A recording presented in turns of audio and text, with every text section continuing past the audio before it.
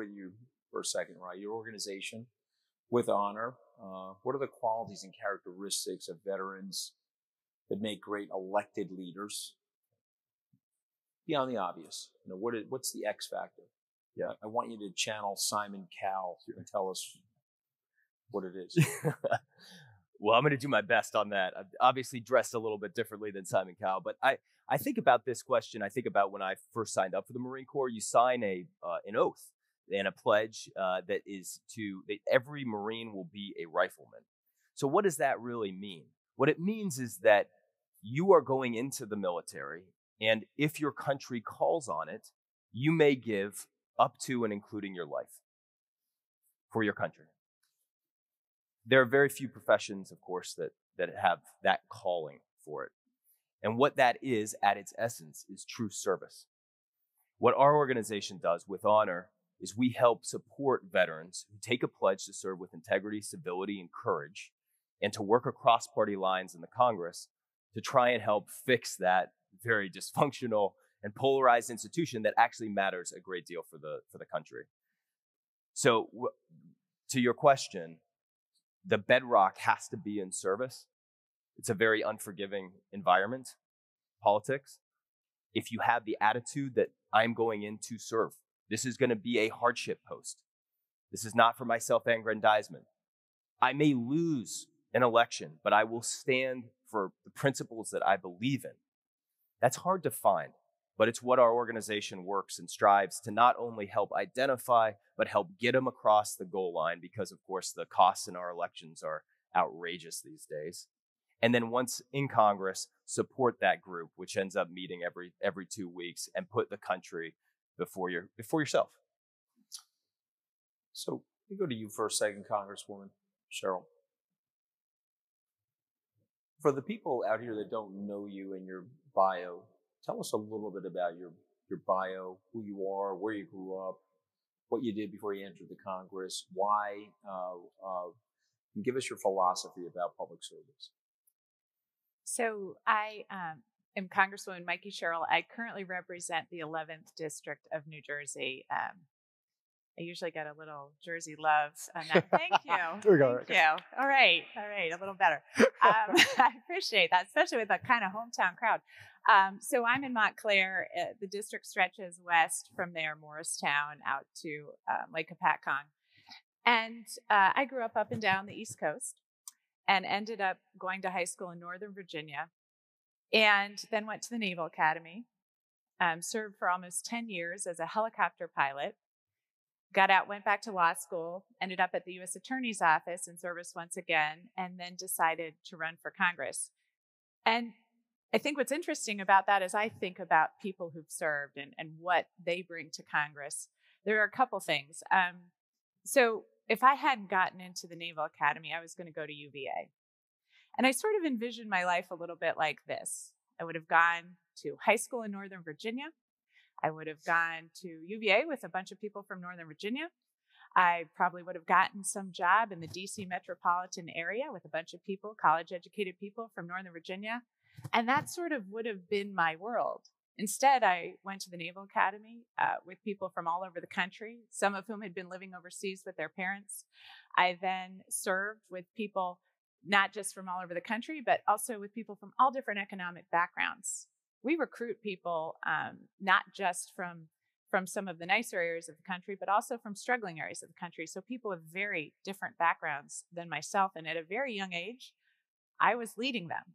I was helping them navigate bad divorces and bad purchasing decisions, like motorcycles that they crashed immediately, and financial burdens. And I was doing that very young and really helping them. And then I served overseas in countries that were very unlike our own. So I could see firsthand why our ideals and our democracy is important. And I think that's a perspective that veterans bring.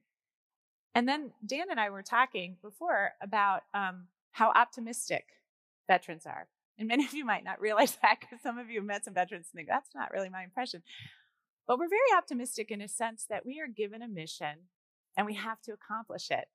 And, you hear failure's not an option. Well, when you're in the military, failure really isn't an option, because that sort of could result in your death or the death of other members of your team. So failure really isn't an option. So you look at a mission, no matter how hard it is, and you've got to figure out a path for it. And I think with what's going on right now in our country, that's a very important viewpoint. I'm going to ask the same question of you, Dan. Tell us about your background, people that don't Sure. know you. And we've got a nice crowd here. We also have about 15,000 people streaming. Great. And there's a lot of young people. So provide perspective. Well, I don't want to really start with this is the way you would think of me, but like Congressman Sherrill said, I was one of those young people that wrecked a motorcycle right after I graduated from West Point. We weren't allowed to have them at West Point. I bought one. 4 weeks later, it was so did totaled. my husband. Yeah. We all have motorcycles. But fortunately, I'm married because of that. I actually used the extra 6 weeks to heal a broken collarbone, the insurance money from a total bicycle, to buy a ring and ask my my lovely bride who's out here to marry me. But it was also a third factor, which was to desperately throw my mom off the trail that I owned a motorcycle in the first place. She was super happy and it all worked out. I grew up in a little town in Florida, went to the United States Military Academy, and I want to echo what Congressman Sherrill said around your early opportunity to be exposed to a lot of people from a lot of diverse backgrounds. There is a person at West Point from every single congressional district. There's someone at West Point when I was there from 41 different countries. And we have a very active recruiting team, which makes sure that we bring in cadets from diverse backgrounds and underserved backgrounds. And that route, right, gives you this understanding that everybody brings something to the team and everybody is different in their perspective, and bringing that together is one of those key things you learn. You combine that with this idea that, right, yeah, you could call it a feature. Sometimes you might call it a bug. We're relentlessly optimistic. Every day in your military career, you spend your time thinking about how you are going to put yourself in harm's way as well as others that you care about. And if you can't be relentlessly optimistic about that, right, you need to find a different career path. And I loved that aspect. I enjoyed military very much. I spent 8 years as a Army paratrooper, Ranger School, all aspects of it. But I did determine that I wanted to see other aspects and apply that in other places. So I went to business school and have been in California ever since. I now run a company called TIBCO, and we provide essentially data integration, data management, and predictive analytics capabilities to both our armed services, federal agencies, as well as some of the world's largest companies. Federal Express, for example, depended on TIBCO to both deliver vaccines as part of Operation Warp Speed. At the same time, they were delivering, more Christmas presents than ever, holiday presents than ever before, Sure. because of the pandemic and everyone's shopping. So, Timmy got his bicycle and Timmy's grandmother got her vaccine, and we're really proud of the role that TIBCO plays in some of those organizations around the world, giving everybody one thing we gained in our service: a shared consciousness, an understanding of what's important, rooted in data, and coming back to the common goals we kind of share together. I just had something. Yeah, please. On optimism. So my favorite quote of all time, leadership quote, is Colin Powell, who said, "Perpetual optimism is a force multiplier." Absolutely. And I just love that. It embodies so much of, hey, when you're seeing adversity, but run into the adversity, keep a positive attitude. Nobody wants to follow somebody that's a downer. And I think it's something for organizations and our government to keep in mind, is that we are trained that way. And so, there have been people who said, well, generals or admirals lied, right, about our status in the world. No, they didn't. I mean, they honestly did have the optimism to do the right thing. I think that biggest thing we learned is, you have to have, like Congressman Sherrill said, integrity in everything you do. And if you don't bring that, from day one, you put yourself at risk and you put everybody else at risk. And that's one of those other things. You can get that in a lot of different perspectives. I don't want to say that service is the only way you can build those characteristics, but it is certainly a great way. So I want to test something on all three of you, and it left a big impression on me. It was from Speaker Boehner, John Boehner. And so John Boehner came here a few years ago and talked, but prior to that, I met him in his office, and which is one of the most beautiful offices in Washington, because looking down Pennsylvania Avenue. And when I told Bob Dole I met him in that office, he said, no, the most beautiful office is the Oval Office looking out into the Rose Garden. I thought that was funny, but Speaker Boehner said to me that the Congress worked better when there was more civic virtue in the country, civic unity, and it primarily came from the military. He said that the Congress worked better in the 40s and the 50s because the men and women that were serving in the Congress had served the country in some part of the world. And so if they were from New York, they didn't necessarily have a rivalry from the person from North Dakota because they had met those people in their various battalions and squadrons and so forth. And so it made it easier to get things done. Have we lost that? Number one, is that true? I believe it is, but I'm interested in each of your reactions. And then secondarily, if we've lost that, how do we get it back? Yeah. Well, I really believe that to our core, and that's what we embody it with honor, is trying to get more veterans who pledge to work across party lines, work with integrity and civility into the Congress. That doesn't mean that all veterans are part of the solution, but when you look at the numbers, what's happened over the last 50 years, it's happened in my lifetime, is that Congress used to have veteran representation above 70% roughly. That's now down to 20%. Obviously, it's no secret that in that time period, the polarization of Congress, measured by how people vote across party lines, has gone, out the window. There's a really interesting chart. It's on our website at withhonor.org that actually shows a histogram of how folks have voted over that time. And we believe that's correlated. That's a part of the reason is that you have increasing this tribalism almost. The military breaks down that tribalism. It does not matter what your political party is. It doesn't matter what your ethnicity is. It doesn't matter what your religion is. It doesn't matter who your mommy and daddy are. You are in the foxhole together, yes, and you are doing the mission together. And that's the attitude that we look for with honor, that's embodied by many of the 25 vets that we support who are members of Congress. And so thrilled also to have Congresswoman Sherrill in that group as well. But you're living it, so and I know it's not easy, for sure. Welcome. Yeah, so I had one Zoom meeting, and one of the members of Congress said, "I'm going to just give y'all some real talk. Congress is a dysfunctional workplace," and I was like, "Oh," taken aback a little. I was like, "Yeah, that might describe it." It is a unique workplace. And what we've seen is the consolidation of power on both sides of the aisle for various reasons. And it's almost become this sense in Congress that voting against the party is wrong. You're not a good Republican. You're not a good Democrat. You're somehow doing the wrong thing. And the people that I think are most often likely to put their district, to put the country first, are our veterans. And you kind of think that doesn't sound like that big a deal. I mean, I remember saying, people are saying, "Oh, you're going to vote against this? Wow, that's pretty brave or pretty courageous." And I'm like, I've done a lot braver things than vote against a piece of legislation that's bad for New Jersey.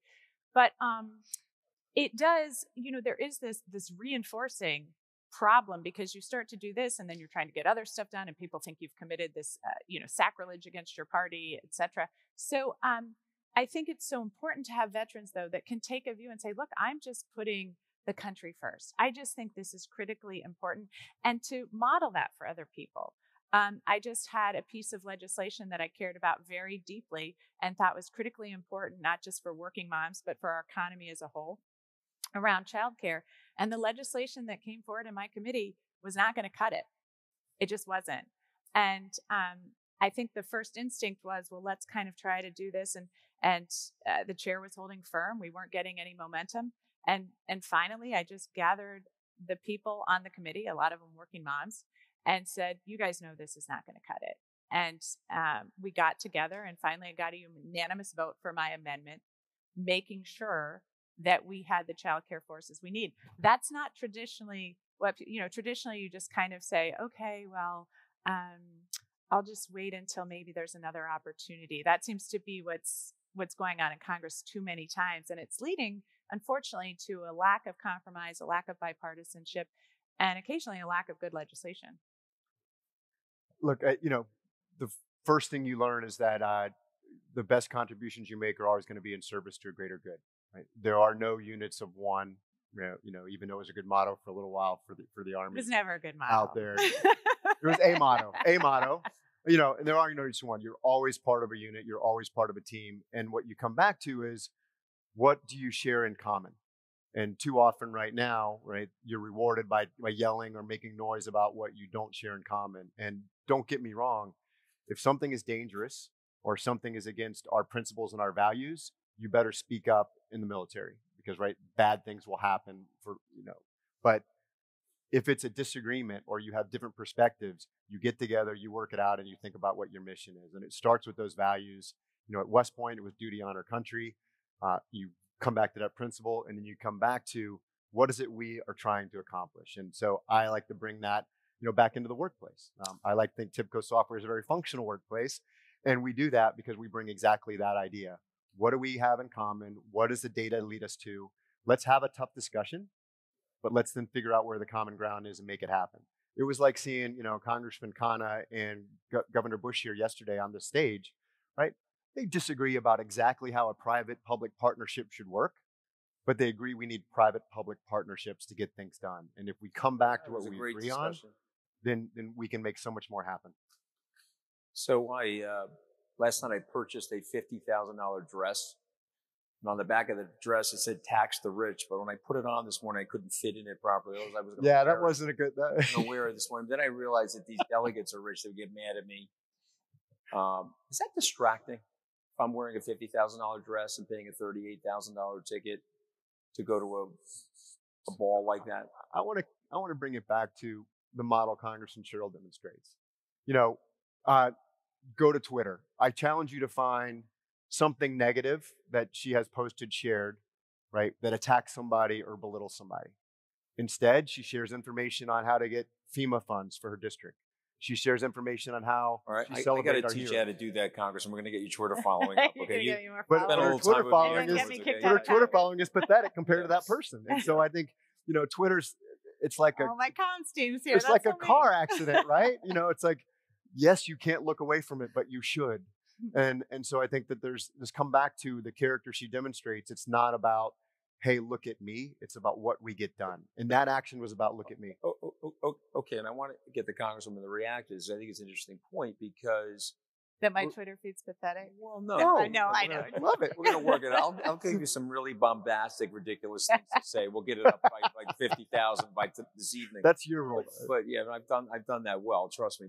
But no, we're in a different age now.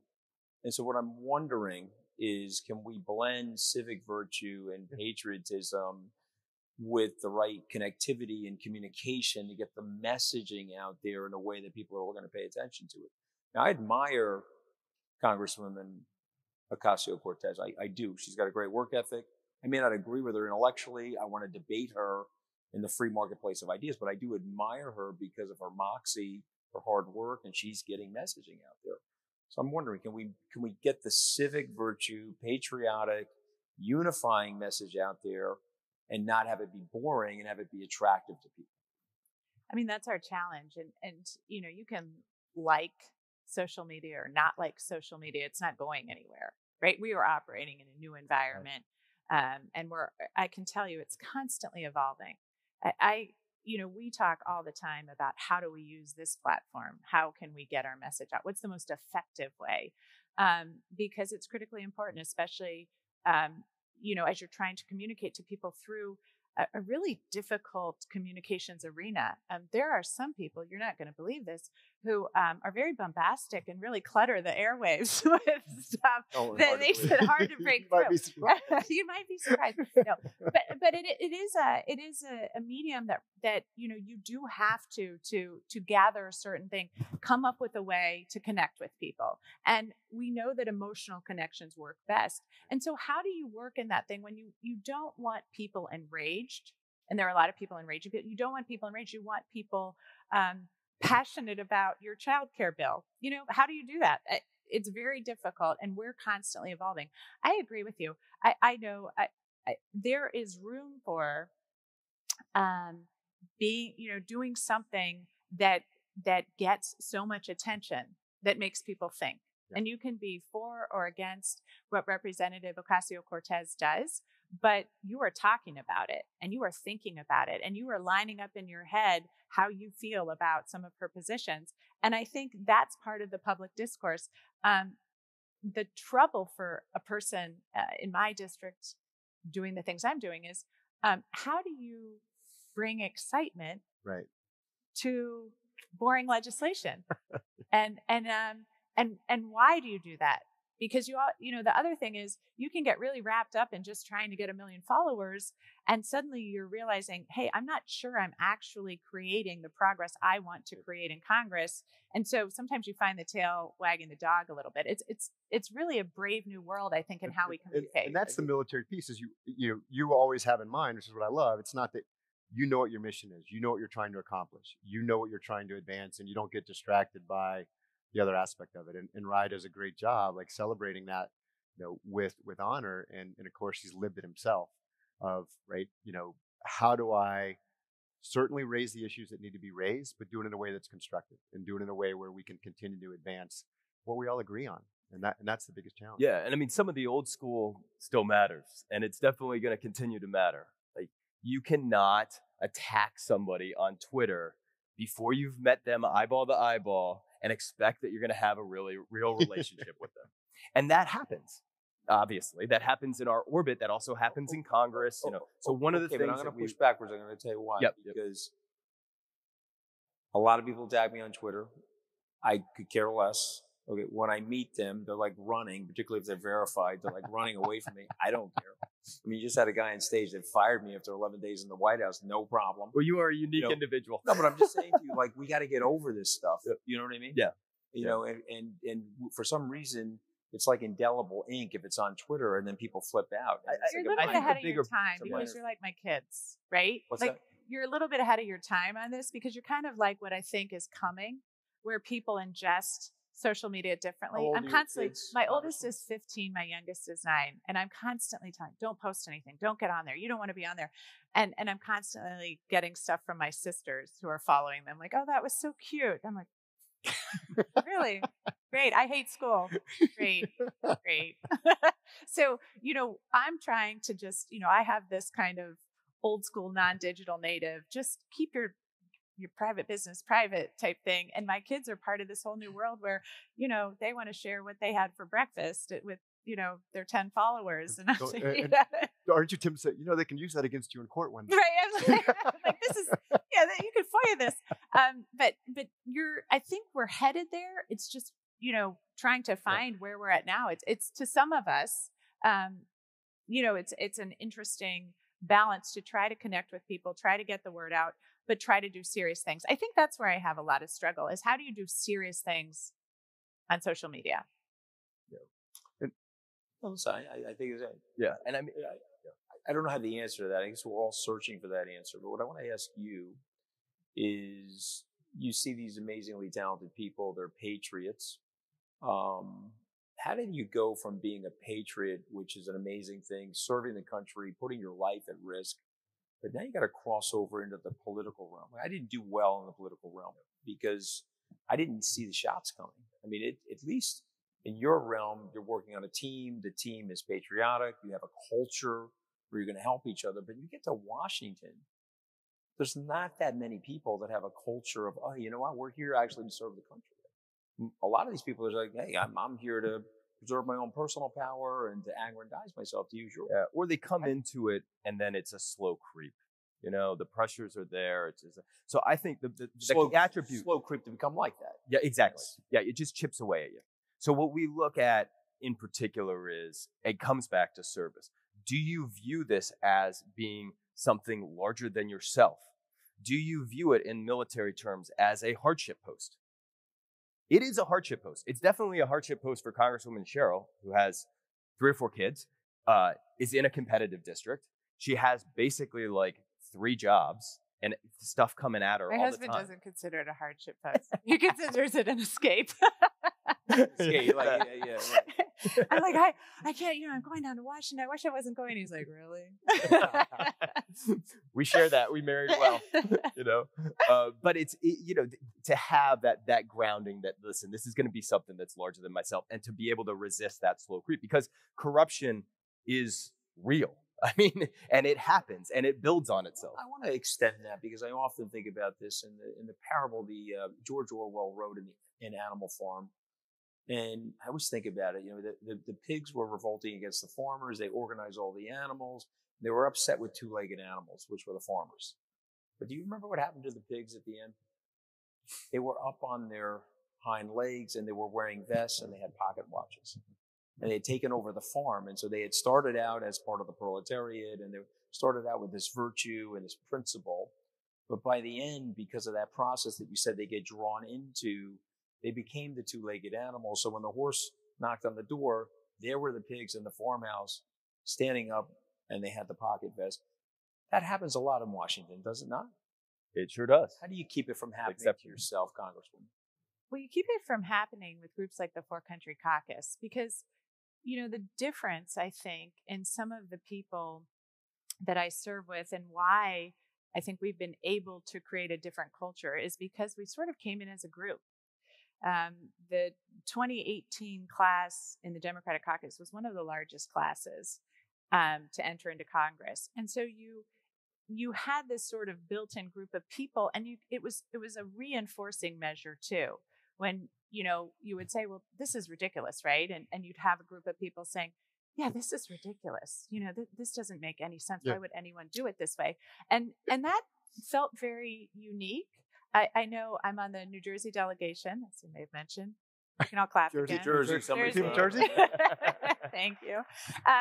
But I did go. Some of those New Jerseys moved to Florida, though. I guess you can clap if you're from any connection. But I remember early on, it's a large delegation, which is very nice. You don't quite realize how that's going to be helpful until you get into Congress. And I went to one of them and said, well, are we going to vote as a block on this? Like, what are we thinking here? And the person said to me, I got to be honest with you, around here, it's every man for himself. And I said, huh. And we got that a lot. In fact, when I would want to do events, we do fundraisers. And when I would want to do a fundraiser with another one of the veterans service members I came in with, my team would be like, oh, I don't know. We'd probably be better off by ourselves. Like, there just wasn't this idea of coming together. And we have almost in some ways had to kind of show others the way that this kind of group can actually build. There's power. It's more in that power. It's more power when you're not. But for so many, it feels like a zero-sum game. If I'm in any way giving this person power, I'm somehow losing it. We've created a base of people where it's, we've all gotten more power and more ability to. And I think the military is great training for that, right? So you're absolutely, you get a block rating, right, where your boss puts it on paper and it goes into permanent record how you stack up against all your peers. Yet that you don't think about that day in, day out. You think about what you're doing with your peers to go accomplish what you have to do. And so, where Congresswoman Sherrill stepped up is saying, look, we can do this differently. I don't care if you think it's every person for themselves. We can accomplish more, and we can all do that together. So I really believe that. And look, I'm in the commercial space, and companies have the same challenges, right? Organizations can very easily lose their way, and you come back to establishing one of the things we learned is what are our values. So again, I work at TIBCO Software. TIBCO, founded by Vivek Ranadive. The Information Bus Company is what TIBCO stood for. We now focus on our values and what it stands for. We work together, the T. We are innovative, the I. We are bold, we are customer focused, and we're optimistic. Nowhere in there does it say we're going to go make a ton of money, right? Nowhere in there does it say, we're going to rise faster than others. Instead, we focus on our customers, on bringing innovation and being bold in when we do it. And that helps people get aligned. And that's something you learn when you're serving. Is there an incentive? Yes. Right. Is there an incentive? Like if you were a Washington czar, I gave you the magic wand. We could change incentives in Washington to drive people to do what Dan is saying, because he has a corporate culture. The military has a military culture where the incentives are aligned to do exactly what Dan just said. So if you had a magic wand, you could go to Washington, wave the wand. What are 2 or 3 normative things you would do to try to get the incentives alongside of what the Congresswoman and Dan is saying? That is a great question. The first thing that I finally got a good question. All right, good. I'm going to relax. Okay, go ahead. Tell me. It's a great question. The first thing I would do would be build up organizations like With Honor. A little bit of pitch there for the organization that I co-founded with other veterans. Why? Because what we're trying to do is actually shift against this tide and build a group that is cross-partisan, that does meet every 2 weeks, that takes a pledge to serve with integrity, civility, and courage, and lives by it. And by the way, we measure their bipartisan. So more people elected from your group, they're all in there with that pledge. But still worried about the animal farm thing, because when they get in there, they start getting corruptive forces. So what would be some incentives from the sort of town? Is there anything you change about the town that would make it easier for them to stay in the curve of your group, inside the boundaries of your group? One thing that everybody in this room can do is you can support individuals that push the tide back. You can support them. You can send it. That doesn't need to be financial. It could be financial, but you can say, listen, I believe in this. I'm not going to just jump on this culture war. I'm not going to get triggered by, what this or that. I'm going to actually say, I'm going to look for the ones that are bucking the tide, and I'm going to support them, and I'm going to use whatever microphone I have to do that. That's something that individuals can do. That's part of the reason why our organization, With Honor, we're a political reform organization. There aren't many. We are a big country. We run on about $10 million a year. There are maybe 5 organizations that are similar in the entire United States that are working on political reform that have that sort of magnitude. We need more Americans that care. We need more Americans that are going to lean in, that are going to actually stroke checks, that are going to put their time and effort and work into this, because it really matters. Like this really matters for our country's competitiveness. We cannot have our Congress continue to be this dysfunctional and polarized and really broken. I think it's brilliant, and that's why we invited you, and we do everything we can at the SkyBridge assault level to help you. I want to switch to something that I'm concerned about. I had dinner last night with General McMaster, General Kelly, and a few people, and they talked a little bit about it this morning, but they are very worried about China, and they're very worried about the inward turn of China, the investments that have made by the United States, the competitive dynamic, what China's doing around the world. Is the Congress and the Senate as well versed as General H.R. McMaster on the danger of what's going on between the United States and China?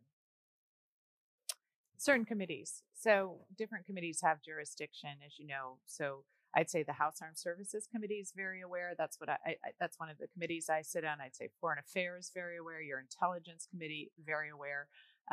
Other committee members, probably not as largely focused. But the committees of jurisdiction that are dealing with this are moving to address all these things. But the problem isn't necessarily if Congress is aware. That is one problem. The problem is the nation aware?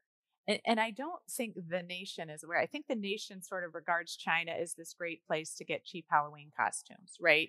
I don't think the nation is aware that China is moving into African and Latin American countries, putting them into a great deal of debt to build roads and bridges, teaching the leaders in power how to shut off parts of the internet, promoting Chinese ideals in television, and at a very, it's very costly to get American television or the BBC.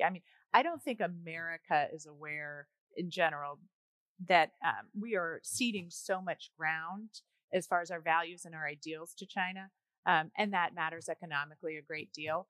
I will say that the new national defense strategy does envision great power competition.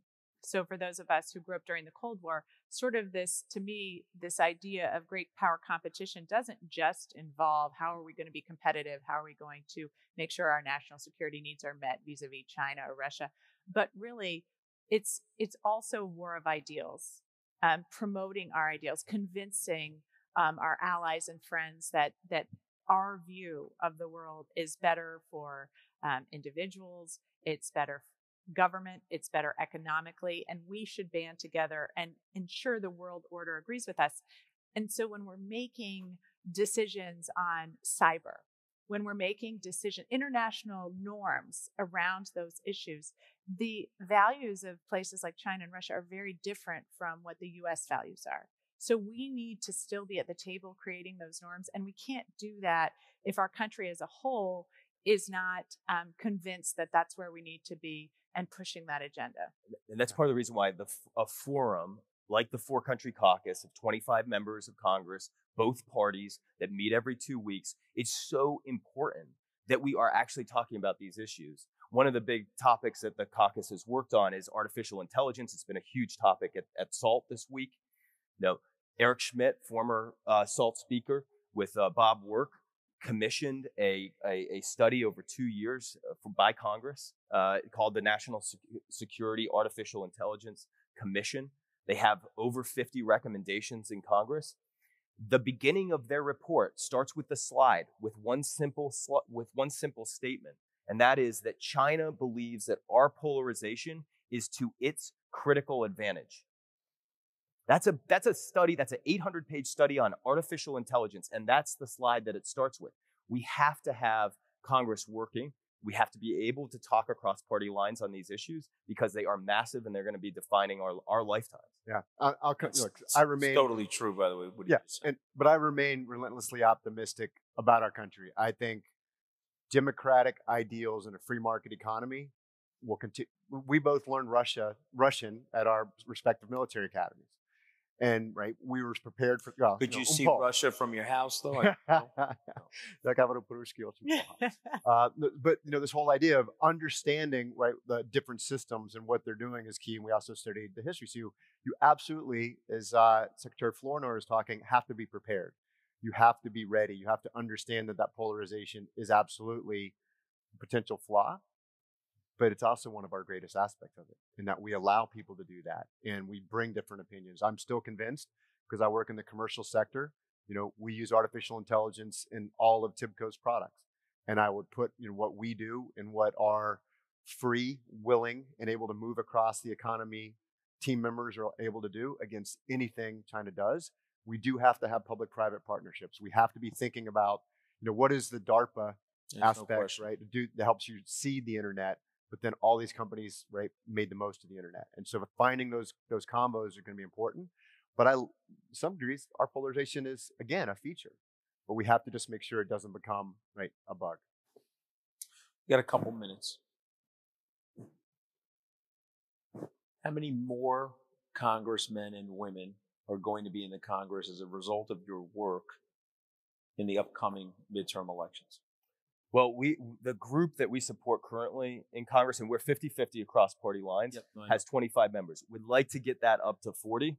That's going to take some work. This is a critical election coming up. That would be almost 10% of the Congress, so 8%, 8-9% of the Congress. And if you have cohesion, that can move things and make stuff happen. So that's our goal. That's what we're aiming for. Dan, you're in software. How are we going to get the Congresswoman's Twitter following up? Do you have some any advice there?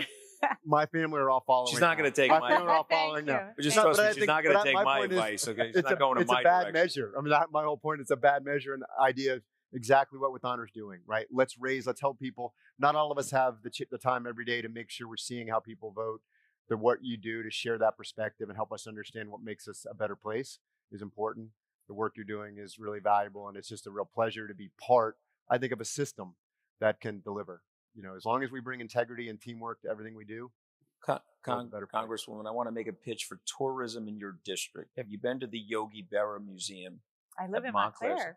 Yeah, I met Yogi Berra several times. Make the pitch for Yogi here. How much fun is that museum? It is wonderful. I don't know, those of you who've heard him say to get to his house, he'd say, if you come to a fork in the road, take it. You really could go either way to get to his house. That was true. But no, that's wonderful.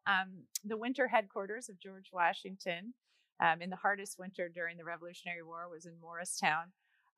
If you want to take a moment to commemorate 9/11, the most beautiful 9/11 memorial that we have is at the top of Eagle Rock. That's where George Washington looked down over Manhattan to spy on the British troops. We have the Great Swamp, which is a gorgeous outdoor conservation area. And the last time I was there, a bald eagle flew right over my head. Nobody believes me. I was by myself. But so we just have some wonderful tourism. And as you start to make your plans for the 250th anniversary of our country, I would suggest you come out to my district. So there's one place she didn't, that's not in her district, that's in New Jersey. Meadowlands, where Army's going to beat Navy this December, is also a great place. Okay, uh-oh. I can't leave it on that. I can't leave it on that as the New Jersey That's how you got to finish with the kneecapping. As the New Jersey Congresswoman. See the polarization in sports? I'm telling you, right? It's going to be hard. Ladies and gentlemen, thank you very much. Guys, that was terrific.